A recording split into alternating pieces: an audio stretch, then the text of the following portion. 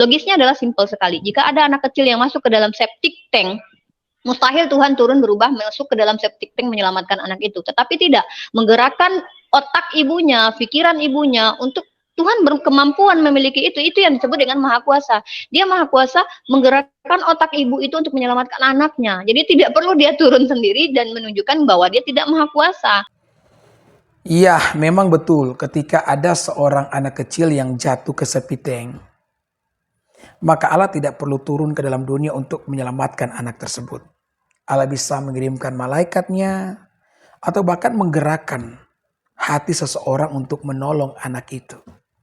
Tetapi kita perlu ingat ketika Allah menjelmah menjadi manusia dan datang ke dalam dunia, bukan hanya untuk menyelamatkan seorang anak yang jatuh ke dalam septic tank.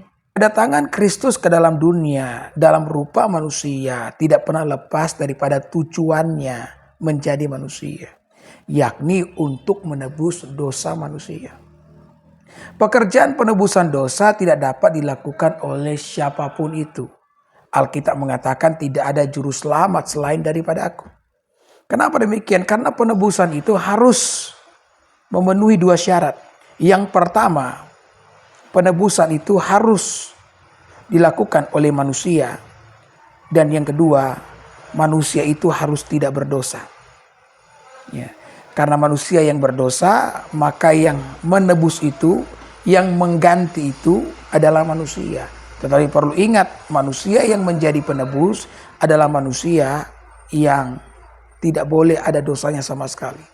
Karena kalau dia sendiri berdosa, bagaimana dia bisa menebus orang yang berdosa?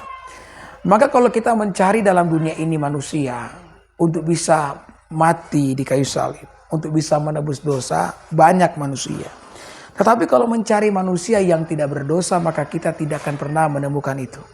Karena Alkitab mengatakan bahwa semua manusia telah berdosa, semua manusia telah kehilangan kemuliaan Allah. Hal itu tertulis di dalam Roma pasal 6 ayat 23, dan ada begitu banyak juga ayat-ayat yang lain yang menunjukkan bahwa semua manusia telah berdosa.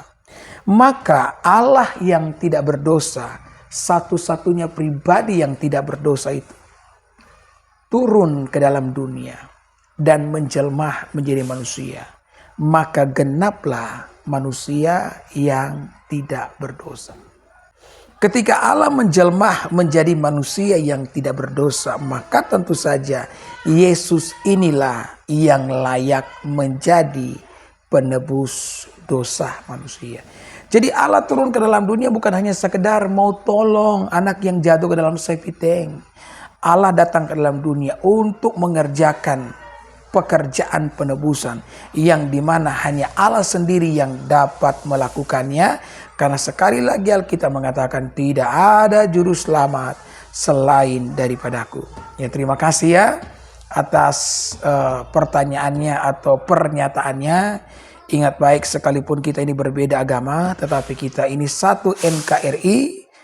Tuhan Yesus memberkati. Shalom.